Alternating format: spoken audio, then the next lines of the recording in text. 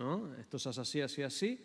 Y después cuando avanzas en el idioma te enseñan las excepciones y te das cuenta que hay más excepciones que reglas, ¿verdad?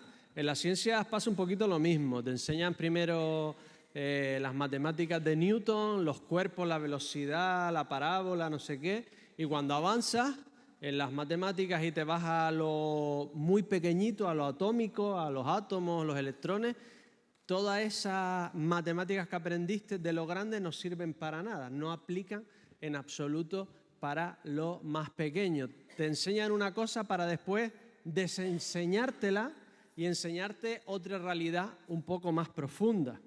En la salvación de Dios para la humanidad que hemos estado viendo durante todo el Antiguo Testamento, Dios les enseña a un mundo muy cruel, muy brutal, cómo se deberían comportar. Y es lo que encontramos en el Antiguo Testamento.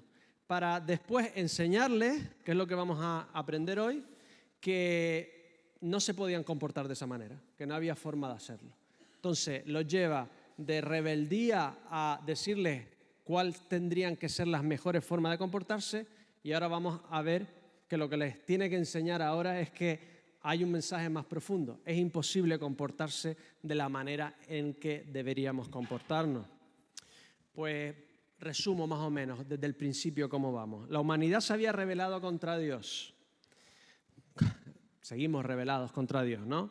Pero después de 2000 años de cristianismo en este lado del mundo, ni siquiera nos podemos imaginar la brutalidad y la crueldad del mundo en esa época, hace 2, 3, 4.000, 5.000 años. Era un mundo brutal y barbárico en el que Dios consigue que un pequeño pueblo muy pequeño, casi como una aldea gala, ¿os acordáis de Asterix y Obelix? Casi un punto muy pequeñito del planeta, consigue que avancen un paso más, que consigan ser moralmente muchísimo mejores y superiores al resto del planeta como una alternativa a la forma de vida que tenían.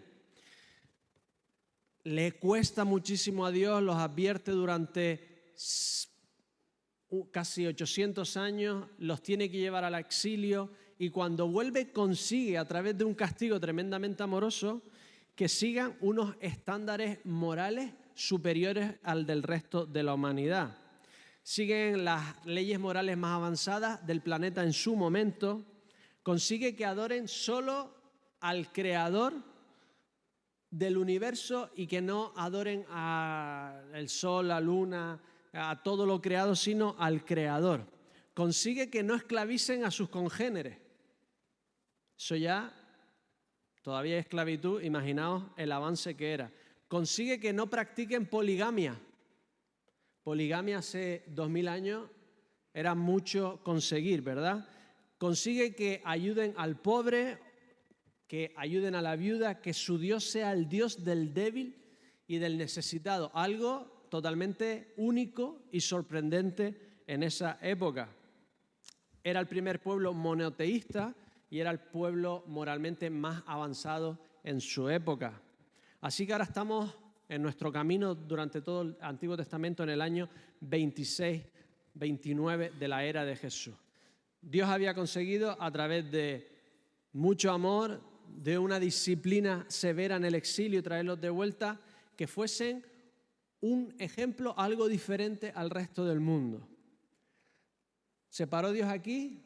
¿Lo habían conseguido? ¿Este era el final? ¿Todo perfecto? ¿Ya eran un ejemplo a las naciones? No, ¿verdad? Bastante, todavía les quedaba un camino muy grande. ¿Por qué? Porque esta superioridad moral los había llenado de orgullo, se habían pasado de rosca. Los llevó a creer que por tener genes del fundador del pueblo de Dios y por seguir unas normas exteriores, ya estaban reconciliados con Dios y eran superiores al resto de las naciones. ¿Qué es peor? ¿Un rebelde o un santurrón? ¿Qué es peor? ¿Uno que hace conscientemente el mal y lo disfruta o no? ¿O uno que por hacer ciertas normas morales se cree superior al resto?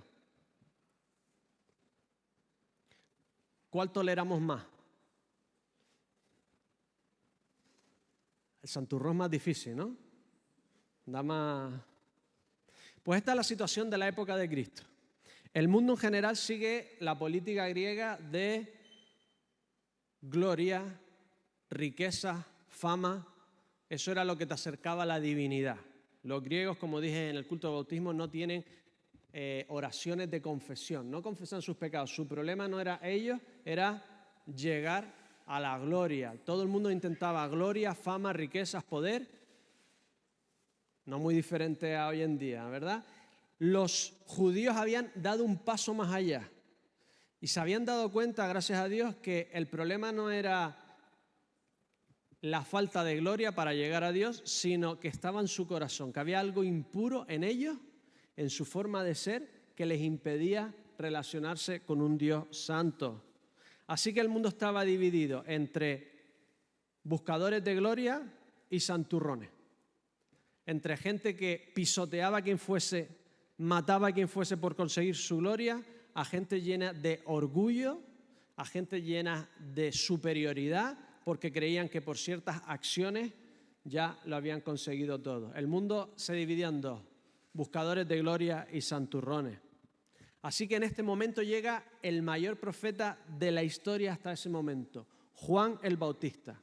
Era hijo de sacerdote por parte de padre y por parte de madre. Tenía 4 apellidos sacerdotales, ¿vale? Era un hombre excepcional. Su nacimiento fue anunciado por un ángel a su padre en el templo de Dios. Todo el mundo sabía que algo importante iba a pasar aquí. Nacido en la vejez a sus padres, a 2 ancianos. Esto les estaba diciendo al pueblo que este milagro asombroso les estaba trayendo un nuevo Samuel, un nuevo profeta que tenía palabra de Dios. Fue apartado como nazareno, como una especie de monje, a lugares desiertos, no sabemos exactamente la edad, pero desde temprano, antes de comenzar su ministerio, una especie de monje ermitaño en el que él iba vestido de profeta, con su uniforme de profeta, comía la comida de profeta para decirle al pueblo que era él nuevo Elías, ese nuevo profeta que vendría justo antes del Mesías, del que iba a salvar a la humanidad. Él tenía todas las características de esa persona que venía a anunciar a aquel que iba a traer la salvación al mundo. Juan fue tan exitoso que después de la resurrección de Jesús, décadas después, todavía había discípulos de Juan predicando por el imperio el bautismo de Jesús por Juan. ¿Os acordáis que cuando Jesús se bautiza se abre el cielo, baja el Espíritu Santo en forma de paloma y anuncia: este es mi hijo amado? Oyen a Dios hablando otra vez. Lo habían escuchado en el monte Sinaí y ahora lo escuchan otra vez. Pues eso lo estaba predicando, por ejemplo, Apolos. ¿Os acordáis de Apolos? Que estaba predicando el bautismo de Jesús por Juan y le tienen que decir: Apolo, pero hay más. No solo fue eso, hay muchísimo más. Fue tan exitoso que el historiador Josefo, si sales en los anales de Josefo, eras importante en la época, ¿vale? Si sales, es como, si no sales en Josefo, no eres nadie. Si salías en Josefo, eras alguien. Josefo dice que Herodes, que decapitó a Juan, perdió la guerra contra su suegro por castigo divino por decapitar a Juan. Era tan exitoso que el Evangelio de Juan, que es el último que se escribe, tiene que recordarle a sus oyentes que Juan el Bautista no era el Mesías. Por ejemplo, lo podemos leer en Juan 1 del 6 al 8. Juan 1 del 6 al 8, dice así. Juan 1 del 6 al 8. Hubo un hombre enviado de Dios, el cual se llamaba Juan. Este vino por testimonio, para que diese testimonio de la luz, a fin de que todos creyesen en él. No era la luz, sino para que diese testimonio de la luz. Algunos, décadas después, seguían un poco confundidos entre Juan y Jesús. Y Juan tiene que decir: Juan solo era el que daba testimonio de la luz. No os confundáis, la luz verdadera era el Verbo hecho carne, que era Jesús. ¿cuál fue el mensaje de este gran profeta, del mayor profeta de todo el Antiguo Testamento? ¿Cuál era su mensaje? Pues el mensaje radical que les estaba diciendo es que tenían que arrepentirse todos. No solo los malos, no solo los publicanos, no solo los pecadores, los escribas y los fariseos. Los escribas y los fariseos eran los buenos de la película. Nosotros ahora creemos que si te dicen fariseo, mejor que te digan ladrón, ¿no? Si te dicen fariseo, pero en su época los fariseos eran los buenos, eran los que intentaban hacer bondad, los que intentaban portarse bien, los que intentaban hacer las cosas buenas. Y Juan les dice a todos, escribas, fariseos y a todas las multitudes, todos, no hay ni uno que no necesite arrepentirse. En Mateo se lo dice a los escribas y los fariseos, le llama víboras. Pero en Lucas 3, 7 al 9, si lo abrís en Lucas, no se lo dice a los escribas y fariseos, se lo dice a todas las multitudes. A toda la multitud le dice. Y decía a las multitudes que salían para ser bautizadas: ¡Oh, generación de víboras! ¿Quién os enseñó a huir de la ira venidera? Juan no les estaba llamando a mejorar su judaísmo. Les estaba diciendo a todos, que tenían que buscar arrepentimiento, que estaban todos podridos, que todos tenían un corazón podrido, que las acciones exteriores no eran suficientes para limpiar el interior de cada individuo. Y lo voy a intentar defender, porque Juan no quería el continuismo, quería algo nuevo, algo totalmente radical. ¿Por qué se llamaba Juan el Bautista? Porque bautizaba. La respuesta es muy fácil. ¿Dónde sale el bautismo en el Antiguo Testamento? Pregunta trampa. Ya no me contestáis porque siempre estoy haciendo preguntas trampas. Esta es una de ellas. No sale. ¿Vale? El bautismo no sale. Entonces, en su mente, ¿qué era el bautismo? Os lo voy a explicar. Lo que salen son los lavamientos. Lavamientos era una cosa increíble. Uno, sanitariamente hablando, imaginaos que cada vez que antes de comer, antes de salir, antes de ir se lavaban las manos, donde esto traería mucha sanidad natural. Pero el lavamiento era una forma de recuperarte a un estado anterior. Es decir, tú estabas en tu casa, te habías lavado, comías y tal, salías al campo, el campo está lleno de estiércol te hace impuro, no puedes ir al tabernáculo, al templo a orar porque eres impuro, no puedes tocar a nadie. Entonces te lavas las manos antes de comer, antes de ir al templo. ¿Qué quiere decir? Te restaura tu santidad anterior, restaura algo anterior. Eso es un lavamiento. Estabas puro, te contaminas, tocas un muerto, un pájaro muerto, cualquier cosa, estás impuro, te lavas y vuelves a tu estado anterior. Pero el bautismo era totalmente diferente. El bautismo era un símbolo de regeneración, de muerte. Estás debajo del agua, sales del agua, resucitas a una nueva forma de vivir. Entonces, ¿quiénes hacían bautismo? ¿Qué significaba para ellos? Si eras un prosélito judío, es decir, eras un gentil y te convertías en judío, los hombres que tenían que hacer, circuncidarse, era algo interior íntimo que solo te lo veía el médico. La mujer no tenía que hacer nada. ¿Cómo demostrabas ese cambio total de paganismo a judaísmo? Con un bautismo. Se había puesto como una costumbre de la época de bautizarse. Los prosélitos, muchos prosélitos tenían la costumbre de bautizarse. Simbolizaban un cambio total. No una continuación o una mejora de lo anterior, sino un cambio total de sus vidas. ¿Quién otros hacían bautismo? ¿Os suenan los escenas? Con C, escenas, para que me entendáis cómo se escribe, escenas, ¿no? Los escenas, yo digo escena, pero escenas, eran una secta. Os reí de mi acento. Esto es...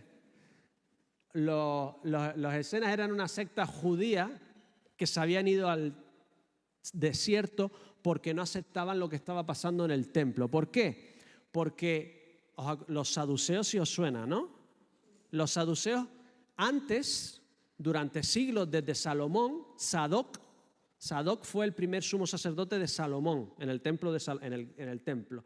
Y venía de Aarón, y todos los sumos sacerdotes venían de Sadoc, de los saduceos.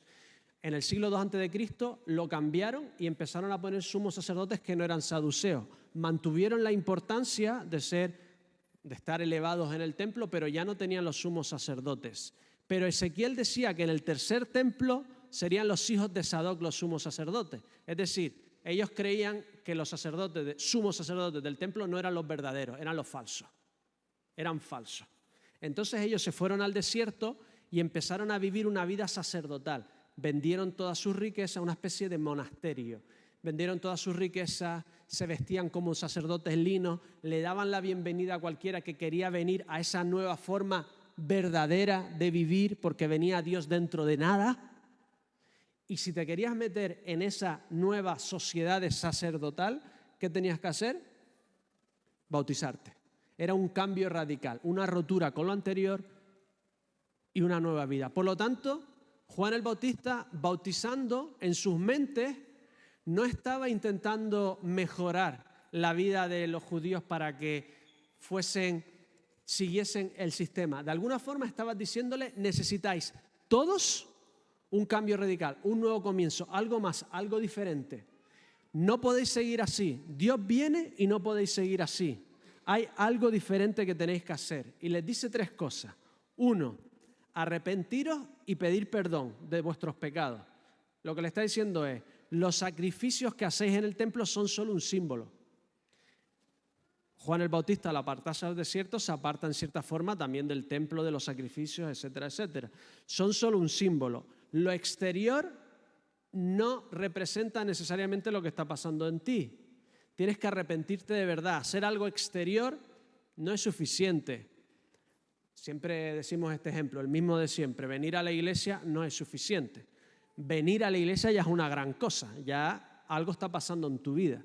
Que la juventud esté aquí sentada en vez de estar durmiendo la borrachera ya es una gran cosa, ¿vale?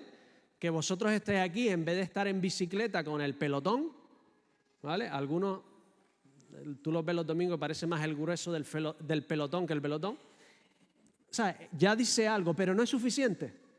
Juan el Bautista está diciendo, el templo no es suficiente, hay algo más. Tenéis que arrepentiros, pero de corazón, de verdad.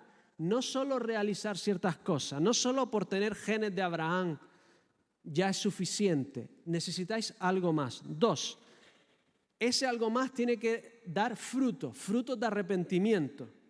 No puede ser de boquilla, de práctica. Tiene que ser real en tu vida. 3, Dios viene ya. Dios viene ya. Y el que no esté viviendo esta vida será apartado porque Dios no puede convivir contigo toda la eternidad. Ese fue el mensaje radical de Juan. Es una revolución. Hemos pasado de gloria, brutalidad, guerra, fama a no, tenemos que ser buenas personas, ayudar al pobre, realizar, limpiar. A Juan que te está diciendo, hay algo más que esto, hay un paso más. Juan es la bisagra del cambio, del paradigma más radical de toda la historia de la humanidad. En cierta forma, Juan está diciendo cosas que ya habían dicho anteriormente en el Antiguo Testamento. Por ejemplo, Salmo 51, 17, habla de que los sacrificios no son suficientes o que no son lo real. Salmo 51, 17 dice, los sacrificios de Dios son el espíritu quebrantado, al corazón contrito y humillado no despreciarás tú, oh Dios. El verdadero sacrificio, matar los animales, no te limpia realmente. Lo que te limpia realmente es venir con un corazón honesto a Dios. O los profetas que decían, Jeremías 31, 33, pero este es el pacto que haré con la casa de Israel después de aquellos días, dice el Señor. Daré mi ley en su mente, pasaré de algo exterior a algo interior y escribiré en su corazón y yo seré a ellos por Dios y ellos me serán por pueblo. Jeremías ya estaba diciendo, el sistema de sacrificios es bueno, nos centra a que el problema está en nosotros, pero hay algo más, no puede ser solo algo que tú haces, tiene que ser algo que tú eres. ¿Cómo conseguir eso? Juan es el inicio de la gran revolución de la fe. Os lo intento explicar este cambio de paradigma con el filósofo de la ciencia Thomas Kuhn. En 1960 dijo algo que la mayoría ni se había dado cuenta. Dijo, mira, en realidad los científicos o la sociedad científica en general no es objetiva, no solo interpreta datos, sino que lo interpreta los datos según su paradigma. Y cualquier experimento que no confirma su paradigma, pues dice que es una excepción a la norma. ¿Verdad que en ciencia aprendemos muchas cosas, muchas reglas y una excepción? Pero cuando hay más excepciones que normas, los científicos dicen, aquí tenemos que cambiar totalmente el paradigma. Os lo explico. La gente creía, todos los científicos, que el universo era estático, no se movía y siempre había estado ahí. ¿Vale? En el principio Dios creó los cielos y la tierra, ellos siempre ha estado ahí. Llega Einstein con su teoría de la relatividad y demuestra que el universo se está expandiendo, se está separando y cada vez haciendo más grande, ¿vale? Pero si le das para atrás al tiempo, ¿qué pasa? Si cada vez se está haciendo más grande, si le das para atrás al tiempo, ¿qué hace? Se hace cada vez más pequeño, cada vez más pequeño, cada vez más pequeño, hasta que llega un punto en que, donde empezó. Eso fue una revolución, eso no cabía en sus mentes, porque el paradigma era que estaba quieto y que había estado siempre ahí. Incluso Einstein se contradice a sí mismo y mete una constante en sus teorías matemáticas para que el universo no se expanda. Y se inventa él mismo una constante porque no cuadraba en su paradigma. Hasta que lo demuestran Hubble y otros científicos que no, que el universo de verdad se está expandiendo. Entonces Einstein dice, metí la pata, quita la constante y ahora todo el mundo acepta que hubo un origen en el universo, que suena a, en el principio, creó Dios los cielos y la tierra. El cambio de paradigma suena tan bíblico que no había forma de aceptarlo, hasta que ya, por las diferentes demostraciones, tienen que cambiarlo. Este es el Einstein de la fe con Juan el Bautista. Está diciendo cosas tan radicales, tan al revés del pepino. Me miraron todos raro a las 10 con lo de al revés del pepino. Lo busqué en internet y es una expresión canaria, ¿vale? El pepino no tiene revés, o sea que es algo que... Al revés del pepino es algo que no te esperarías. Juan está diciendo cosas tan radicales que nadie se lo esperaba. Es una revolución del pensamiento y de la fe humana. Nadie había empezado a decir estas cosas. Mira lo que dice Juan el Bautista. El siguiente día, Juan 1, 29 al 30, el evangelista nos dice lo que decía Juan el Bautista. El siguiente día vio Juan a Jesús que venía a él y dijo, he aquí el Cordero de Dios que quita el pecado del mundo. Ya no más sacrificio, no más toro, no más cabra, no más pan. No. Aquí viene todo eso es un símbolo de lo que va a ser este. Está diciendo, esta persona humana será sacrificado para limpiar el pecado de todo el mundo. Todo el sistema que hemos hecho no te limpia, Él te limpia. Es solo un símbolo de lo que hace este hombre, Jesús, este hombre, y dice que es antes que yo. O sea, no sé si Juan está entendiendo que está diciendo que Jesús es preexistente. Está diciendo, este hombre que es antes que yo, cuando tenía 6 meses menos que él, si sabéis la historia. O sea, Juan de alguna forma está diciendo, este hombre que es absolutamente extraordinario, quitará el pecado de todo el mundo. Es decir, todo el mundo es pecador. Todo el mundo, todos los judíos sois pecadores, todos los escribas, todos los fariseos, no hay ni justo ni aún uno. Juan está diciendo, este va a salvar el mundo a través de su muerte, a través de morir por todos nosotros. No hay forma de que vosotros os limpiéis si no es por este. Y mira lo que dice, Mateo 3:11, lo hemos leído. Yo a la verdad os bautizo en agua para arrepentimiento, pero el que viene detrás de mí, cuyo calzado no soy digno de llevar, es más poderoso que yo. Él os bautizará en Espíritu Santo y fuego. ¿Cuántos autores del Antiguo Testamento o personajes conocéis que tenían el Espíritu Santo? A ver, decidme. Del Antiguo. Eran ungidos para hacer algo especial. Ni siquiera estaban ellos. Era un ungimiento parcial para hacer algo especial. ¿Vale? Puede que Moisés no lo dice específicamente. Lo dice, por ejemplo, de David. Lo dice de Sansón, ¿no? Lo dice de Juan el Bautista. O sea, tener de alguna forma a Dios, que Dios te use de alguna forma, era increíble. Juan está diciendo aquí que te bautizará, te hará vivir a una forma nueva en el que Dios mismo vendrá a ti. ¿Entendéis lo increíble que está diciendo? Te está diciendo, da igual lo que tú hagas, que no vas a poder ser limpio. Da igual lo que tú hagas, que no vas a poder llegar a Dios. Si Jesucristo muere por ti, Dios vendrá a ti, Dios te limpiará y te hará vivir esa vida que tú no puedes vivir. Ese es el cambio radical de la historia del pensamiento humano. No ha habido otro pensamiento más radical. Todos los humanos queremos gloria y queremos acercarnos a Dios haciendo el bien. Eso es así en todas las culturas de la humanidad, ¿sí o no? Todos necesitamos que nos valoren, que nos digan qué bien lo haces, o qué buen padre eres, o qué buen trabajador. Todos necesitamos, el que diga que no lo necesite, miente. Todos lo necesitamos. Y a la vez, todos queremos ser mejores para llegar a Dios. Llega Juan y comienza la gran revolución, el gran cambio de paradigma. No hay ni uno bueno, no puede ser bueno, no podemos ser buenos. No voy a llegar a Dios por mucho que lo intente. La cantidad de bondad que no hago es enorme. Todo mi potencial de bondad que no hago es gigantesco. No podemos llegar a Dios solo si Jesucristo muere por nosotros y por nuestros pecados y confiamos en Él. Dios vendrá a nosotros.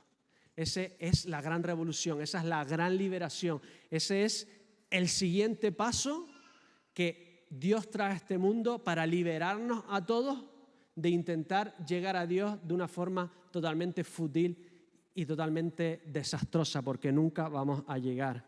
Toda la humanidad intentando llegar a la gloria divina, y te dice Juan, la gloria divina se hace uno de nosotros para que nosotros nunca más tengamos que buscarles, porque Él nos ha encontrado para llenarnos de su perdón, santidad y de su propia gloria. En Jesús encontramos el perdón y la gloria divina que todos estamos buscando. ¿Aceptaron el mensaje de Juan? Parcialmente algunos incluso se fueron con Jesús. ¿El pueblo judío en general aceptó el mensaje de Juan? No. Todavía tenemos el pueblo judío sin aceptar el mensaje de Juan, y menos el de Jesús. No lo aceptaron. ¿Por qué no lo aceptaron? Yo me pregunto, ¿por qué no lo aceptaron? Haciéndome esta pregunta, me acordé de la historia de Kodak. ¿Os acordáis de Kodak? Kodak era una multinacional, una de las mayores multinacionales del mundo que se fue a la bancarrota. ¿Por qué? Kodak inventó algo increíble. Todo el mundo fabricaba cámaras de foto caras y entonces no se vendían demasiadas. Kodak inventó cámaras de foto súper baratas y su negocio estaba en venderte el rollo. El rollo te costaba, me acuerdo que costaba 500 pesetas o algo así, ¿no? Era, para lo que a ellos les costaba un cacho de plástico, hacían miles de millones de dólares. ¿Pero qué pasó a las cámaras? ¿Os acordáis? Vinieron las digitales. Kodak vio el cambio y metió decenas de millones de dólares para hacer el cambio. Pero fue tan lento que se hundieron porque otros fueron mucho más rápidos que ellos. Es decir, la moraleja era, el que mejor hace algo es al que más le cuesta cambiar. Los judíos se habían empeñado 400 años en ser buenos, que cuando vino Jesús y les dijo, no podéis, solo tenéis que aceptarme a mí, no pudieron cambiar. Así que lo mataron. Tan buenos no eran. El que hace mejor algo es casi imposible cambiar. Llevas toda la vida viviendo de una forma y es muy difícil cambiar, pero tienes que estar atento porque te puedes quedar fuera del movimiento, te puedes quedar fuera de la salvación, te puedes quedar fuera de lo que Dios quiere para ti. Los más buenos no consiguieron cambiar el paradigma y abrazar a Cristo, así que los mataron. En cambio, ¿quiénes aceptaron el Evangelio? Los publicanos, las viudas, los pecadores, las prostitutas, los ladrones. Los que no podían cumplir la ley fueron los que se tiraron a Jesús porque sabía que ellos no podían. El Evangelio fue al Imperio Romano y se tiraron a abrazarlos en masa. En pocos siglos el Imperio Romano cambió. ¿Por qué? Ellos sabían perfectamente que buscar la gloria a través de la brutalidad, la guerra, la riqueza era vacío. Sus corazones estaban vacíos. Sabían perfectamente que ese sistema no era sino solo para unos poquitos que se sentían bien haciendo eso. Pero llevaban 400 años viendo a los judíos. Los judíos eran bastante importantes en el Imperio Romano, tenían excepciones, eran conocidos por ser los buenos. Y los romanos sabían que intentar ser judío era casi imposible. Llegar a esos niveles de pureza, de bondad, ¿para qué intentarlo? Pero cuando llega el mensaje de Jesús que le dice, no, recíbeme a mí y yo te doy la pureza y entonces te haré ser una persona que honra a Dios. Los gentiles se tiraron a abrazar el Evangelio de Jesús. Los que no podían hacer el sistema de bondad aceptaron la bondad misma en Jesús. Así que el Imperio Romano en pocos siglos aceptaron la gracia divina, aceptaron por centenares y centenares la revolución de la fe en el que hasta el más pequeño del reino de Jesús, de Dios, era mucho mayor que el gran Juan el Bautista. Así que terminamos con algo personal. Estamos todos divididos en rebeldes o santurrones. Venimos aquí y hay algunos tan rebeldes que dicen, no, tengo que mejorar primero para que Dios me acepte y pedirle entonces a Dios que venga a mi vida. Eso no va a funcionar. Eso es una tontería. No vas a ser bueno nunca. Nos creemos buenos en comparación con otros, pero bueno, nunca. No esperes a ser mejor para recibir a Dios. Recibes a Dios y Dios te hará mejor. Y después estamos los santurrones. Seguramente la mayoría de los que venimos toda la vida a la iglesia, los que somos buena gente, ¿no? ¿Y para qué pedirle a Dios que venga en mi vida si ya yo soy bueno? He visto mucha más gente rechazar el Evangelio por bondad que por maldad. Mucha más gente porque no lo necesita. ¿Para qué pedirle al Espíritu de Dios que venga a mí si mi espíritu ya es bastante bueno? Ya yo soy buena gente. ¿Para qué cambios radicales si ya yo más o menos estoy viviendo la vida correcta? Porque te estás comparando con el otro. Compárate con Jesús. Si tú conoces a Jesús, por comparación sabes que ninguno de nosotros va a llegar. Que ninguno de nosotros va a estar ahí. No te creas lo que no eres. En comparación con Jesús necesitas su salvación, necesitas su cambio, necesitas que el Espíritu venga a tu vida y te rehaga, y te haga limpio y te haga nuevo. Déjame terminar con este poema. Dice así: intenté vivir la vida del placer, drogar la droga, amar el amor, intenté subir la montaña y nunca bajar del subidón. Gasté todo lo que gané, bebí lo que otros gastaron, vacié mi vida de significado, borré mi alma de dolor para encontrar que lo único con sentido era mi inmenso vacío. Así que intenté llegar a Dios, merecerme el cielo y andar el camino estrecho, beber las lágrimas del afligido, curar las llagas del maltratado. Y cuando creí alcanzar la santidad, el desprecio por el malo me inundó. El orgullo por mi bondad me engulló. Compararme con mi antiguo yo era mi Dios. Ser mejor que el resto era mi salvación. Y Dios dejó de ser el fin para serlo yo. Así que decidí probar a Cristo, el único con el que no tuve que intentar nada. Solo creí y me salvó. Oremos. Dios de los cielos, todos nos creemos impuros o nos creemos buena gente, Señor. Y ni uno ni otro, Señor, va a hacer que lleguemos a ti, Señor. Te pido que si aquí en esta mañana hay alguno que no haya realmente recibido tu Espíritu, Señor, que no haya realmente sido limpiado por ti, Señor, que no haya realmente aceptado esta revolución de la fe y de la gracia, Señor, que se entrega a ti en esta mañana. Te lo pido todo en el nombre del Señor Jesús. Amén. Amén. Nos ponemos de pie y mientras que cantamos reflexionamos en estas palabras.